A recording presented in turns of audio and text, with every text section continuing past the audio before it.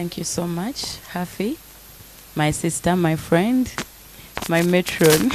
I'm your matron. The matron. Thank you for taking the initiative of hosting. Ndoza ngena kosa both Oluganda. Kakosa Oluganda. Webale nnyo okubeera nga wakkiriza. Sandra, I really appreciate you. N'abalala bonna abayogedde. I am so emotional. I'm sorry if I get emotional. I stand up? No. Okay. And I'm really not a good talker, as you know. Simanyi kwogera nnyo. Simanyi kuyimba. Naye ngenda kugezaako. Ndoza kansokere ku table gye ndiko. From the right. Pia. Buli muntu kyayogedde kinkutteko ku mutima. Sijja kiddamu olw'obudde. But I really appreciate your kind words. And thank you kubanga teweerabira that time.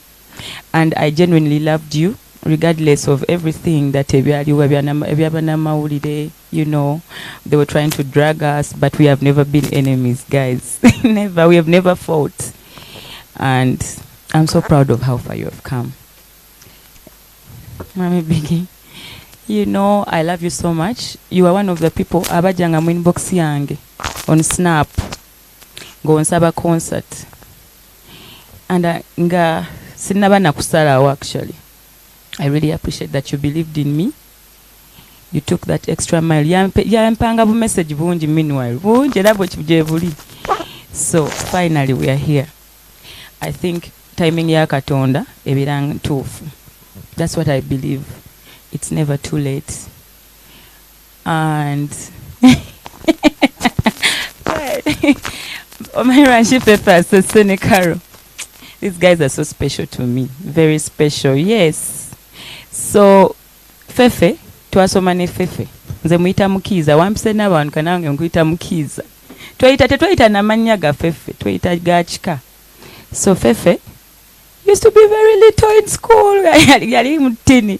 Ngali a class below me. Nalinga mu senior 3 ngajja mu 2. Ali mu 2 nengenda mu 4 like that. Twali mu O level. Ku Cityland College Matugga. Naye lamba bulira omuntu ng'agenda kuba star. Omulabirawo. Fa abali basinga oyimba ku ssomero. Fefe nga yakutte akazindayo n'akuba rap. Mu Interact Club, mu biki, era nga yasookayo. And we were very close. Very, very close. Omulala nti yali class below me. Oyo alina confidence. Nga bakwano be Fefe ka bali higher. Tomusanga na ba form below oyo golaba. Mugezi. And I'm very proud of you, Fefe. I'm very proud of you. I knew one day we would make it. And today we made it.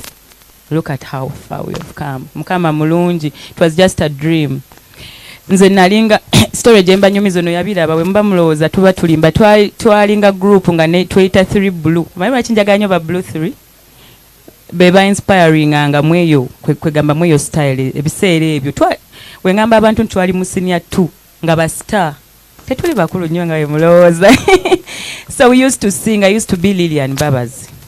Ona amanyi omulala omuwala yali Jackie n'omulala. So bano be bali bajje Neozamba baani nga wetukola bino nga Fefe yajja n'akola bwat. You know, it's beautiful and we have the pictures. Maybe on my concert they will share some pictures. It would be beautiful. Mubala. And I'm proud of you. I won't take long. Carol, first of all, thank you so much. People don't know. Intino wampa omukisa okubeera godmother wa King. Era oba tulina okumubatiza again nga mukutte nga godmother. Webale kubeera mami figure. Webale nnyo kutu advising. If I ever get married, which is a dream, and I love to get married and I love kids. I love love. I'm a singer of love. I'm the queen of love, so I love love. Mami yeka nga wenda ba comments baziteka ku social media relationship advices happy mami ono yeka ndowooza gwe kali super qualified to give any one of us abayimbi. Mami obufumbo bwobadde muzengo wewuunya emyaka gyonna. Nzijukira akayimba ke nali njagala edda nga nsoma akokewa naye abasajja. I know since I was really young, mami chikulaga nti n'ebizibu byabaddemu na buli kimu mami has kept on tava mu bufumbo. This is a big inspiration. You don't know. Olaga abantu abamanyi nti abayimbi tebafumbirwa nti kisoboka. Era kisoboka nga mwetegedde ng'ofunye soulmate wo kisoboka. Mukama akuwangaze. Papa mwagala nnyo. I'll be so honored to see him on the show with you and the family. Petrina, everybody. Baagala nnyo. Mukama abawangaza kwongera emyaka kubanga oli okyali mbooko tolina gy'olaga. Kwagala nnyo. If I talk, I'll take tomorrow forever. So I'm trying to okugendeza. Yes. Mami Irene uno nkuze mulaba achali star chayimba. Luli balumu. Yes. Thank you. I really appreciate you, Mami. May God bless you. Thank you for always seeing me like your daughter. Mukama kwemukisa. N'abachala abo. You see Hannah, you've groomed girls. They're so beautiful yet they're really bayisa bulungi. Okute kugwanga omanyi omuntu agira abakyala bagamba amami bono musanga mu bawala nga mitwalo na mitwalo webale kwata ku girl child. Hannah is really beautiful as she is naye nga we mumulaba Hannah. I called Hannah one time nayazze and Hannah era mchimanyi abana mawide yabela bogera ebyo. So for us tuba tumanye ekituufu and we know tuba tumanye ekiriwo, and that's why you see sometimes I never come out to explain or to, everything. Kubanga feno tuba tukola chi. I really love you, Hannah. You're so beautiful and yet so also humble.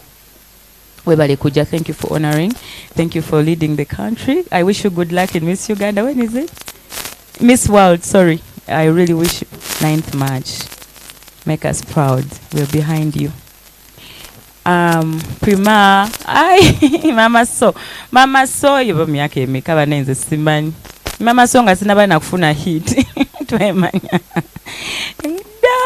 Paka kati. Banange kino kintu kibalage mukume mikwano. You never know what tomorrow holds. So senga twali bantu babi abantu abasinga bano bamanyide mami Brenda myaka mingi nyonyo. So it's very rare mu industry because people are here for the showbiz and for the kwegamba mubimanyi naye. I really appreciate you, Prima. You've always supported me from day one. Akayimba kajose de wago a single couple shinga nekandeta, Thank you very much. I'm proud of you and everything. You're a very smart business lady. Like she said, yes, Jimo Jagala Tolimbie. Thank you for coming. I appreciate you so much. Vivian Tendo nakayimba kumbagaye. It was just a call away. She called me. I don't know why you chose me. Now I know. Vivian loves me. I didn't. Okay, now kuva kumbaga namanya nti Vivian anjagala nnyo, and you're so beautiful. You keep your color. You're so beautiful in your color. Please keep your colors. And the melanin ambassador. You're pretty just the way you are, and you're so talented as well. I'm happy for you. Mukama bawangaze no mwami. And I wish this for you one day, and you're going to, all of you, bapia mwena chikuba nange. Here it is. Time ya katonda webera. It happens. I've tried. I always save the best for last. Kati Naso Seba hosts, I want to thank my LJ addicts. Thank you so much for always believing in me. Mura nentalo just kuba mumanyi simanyi kurana. Simanyi kurana bye ekituufu nze osobola okunninnyako nenkuleka nenkwasa katonda. So you guys fight the wars and I appreciate that. Mubeera nga abasasula ate nga sibasasula mbasasulako. Abantu bateekamu ttiimu zaabwe ssente banenze sizirina nnyo ezo. But those guys basobola okutta bangi tebasobola ajja wano. LJ addicts, I love you. Single kwelalikira is even what I'm going, like I want to outdo myself. I want to do kati me, that's my own worry by the way, mami. Njagala abantu nga bwe banjagadde bwe bati ne banneteekamu obwesigwa nkole ekyo ekigwa muki basuubira, and I am going to do my best. I promise.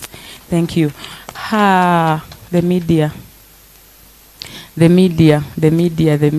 Nange mbadde ndudola media nyingi wait. Banange mwebalemba mikwano. By the way, bakyogedde without the media some artists don't know. We are supposed to make these people our friends.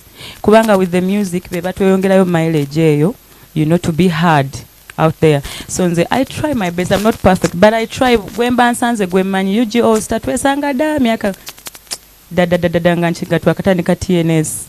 You know, banji ba Ibra mwena mbitiba mesola bamenya nemba malayo muli banji naye. Just know that Lydia Jasmine with the media, I really appreciate you guys. I don't take you guys for granted. Thank you for honoring this invite. Nemubeerawo leero. Kati ngenda kusembyayo before I say out about the show. Ngenda kusembyayo mbanyumize ka story. Haji Yasin. Haji Yasin mwemulaba oyo. Nze muyita the baddest promoter right now. The baddest promoter mu Africa n'emiriraano. This person believed in me. Mumanyi story gye nabagamba nti waliwo omuntu ayagala okumbukinga ne bamugamba Lydia. Lydia, oli yamugamba Lydia Sekati. I think that time when nakolera Kapesa and after, is it after COVID? Immediately after COVID or before COVID? I don't remember. Naye that shows you nti mami omwami yajjanga tewali yamukubira yayita meeting ne manager gwe nalina namugamba njagala tegeka Lydia nga teyebuza nga talina kya musabe talina sente talina ki oli namugamba Lydia tanabatuuka muleke. Kati nze omwami oyo yankwe nangamba sabimanya that time nakabimanya kati bwe mu meetings this time okujja on board. So nze yangamba sirabangako muntu ataninga offer eya promoters zokuteekamu okutegeka omuntu kubane we yandwadde Freedom City kalinga abalala bazikuba n'obuyimba kayimba kamu, you know. So nangamba sirangako manager agoba promoter nga yagenda oteekamu buli kimu. Nangamba ne tofaayo. This time we musanze we namanya ebintu ebyo, by the way sabimanya tetumanyanga bintu ebyo wobeera mu management. There's so many things you don't know. And to make it proper with the management, I've never had any issues okugoba any manager. Nti nkugobye nkoze hit genda nti oba okoze otya. Banaye mbabwire ba manager abakwata abayimbi bulungi professionally basamwe ekitiibwa. Mwebale si kyangu naddala fe abaana abawala abafaanana bwetu si kyangu mami ngate musajja mbeebaze era mbateekamu ekitiibwa buli alina promote omusajja ng'ali professional, and I mean professional, ng'akola emirimu ng'ateekamu. Mukama alimpayo omu bw'atyo nange lumu. And after the concert nkiriko nnyo because ngenda kuta album bagita the one and only, and it can go, if I listen to it I get chills nange nze kennyini. I start even worrying how I'm going to release it. So I hope one day I can get some. When Swanotandikira Mami Kuchiri, I have the most beautiful album that people will listen to this year. Anyways, yo about have I forgotten anything? It's too much. Thank you to the Bano Batimba birthdays and Bano Simply Cocktails. Thank you. This is so beautiful. So on about my concert, Vegeta Firstborn, nga happy we actually get. It's my very first concert. I don't know how to really explain the feeling. It's mixed. It's excitement. At it's scary. At it's mixed feelings. Kubanga sichikolangako. You all understand that. But I want to promise everyone on first match agenda okujja. Mugenda laba. By the way, setting agenda chukam era nga bwe twayogedde. We won't disclose that. We have a lot of things we are going to do different, and you'll love it and you'll enjoy it. Just njagala basaba mujje banaye mwena abali eyo mugule table. Abayimbi mbasaba mugule table mujje mutuule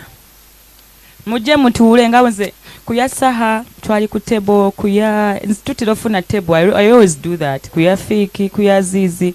So me, I love to, I believe the way you can support an artist more is buying a table than coming and fighting backstage to perform.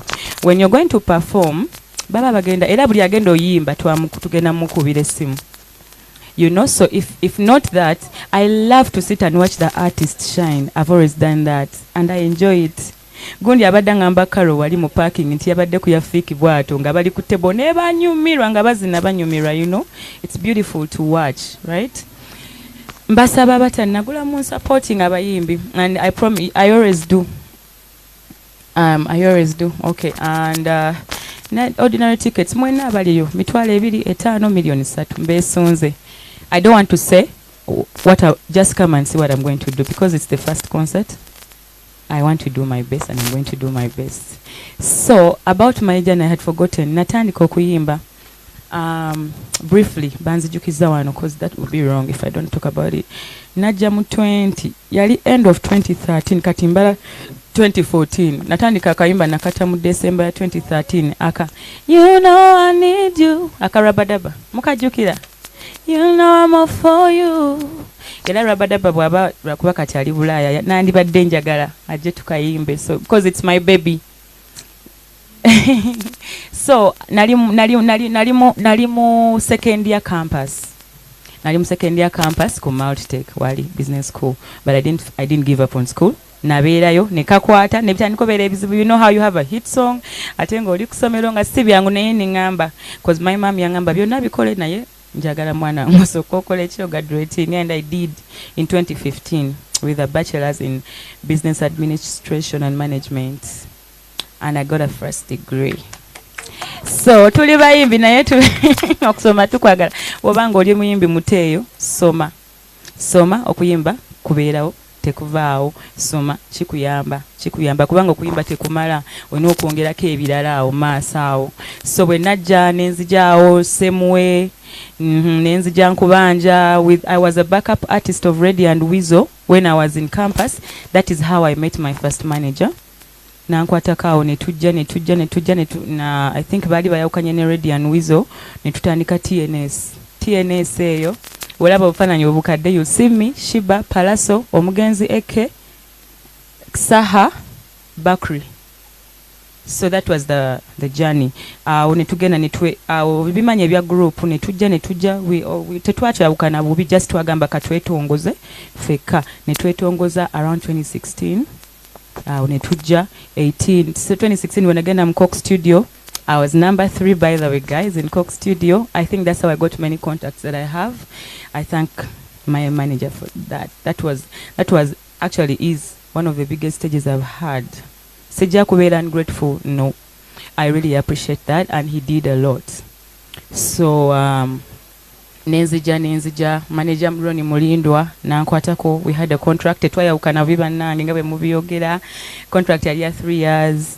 Nagenda alina byakola ebirala bingi, you know, and you know with the journey si byangu ebyabawala ebyaffe sente kasente biki bambi ate ye yali mulungi temusana kigambo kyonna.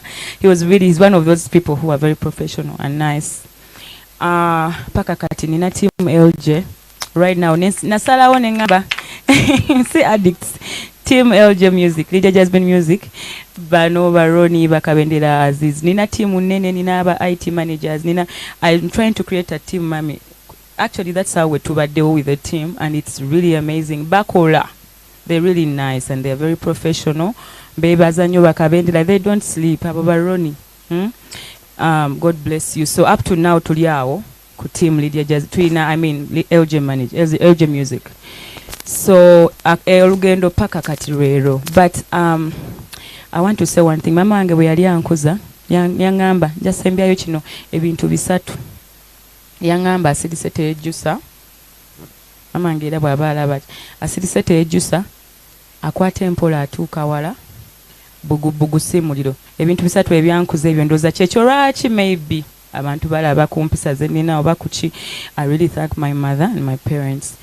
Twakula ebintu era mama wange buli kaseera ne kati ndi mukulu nkubira n'akingamba nangamba bwalaba amawulire nga mwana wange asirise takola ki. You will never see me answer anybody regardless, and I've always had answers, and you'll be surprised when you hear some things, man. Propaganda nini mweno industry, but I thank God I've tried. It's not easy to control yourself chizibu, but I try with people, with the guidance of everybody in my life. Thank you. The foundation of my parents. Mukama, I came from church. I used to sing in church. Naimba ko mu watoto. Naleta ebikopo by'essomero lyange buli wamu mbadde muyimbi. Naimba ko mu bandi nga sinayimba buno obw'okuba gitae. Noyimbira abazungu ku Serena eri wanji. So Mukama, I believe in God. Olunaku nga lumu machi ndukwasa Katonda, and I know and I know we are going to make it, and I'm ready. Thank you.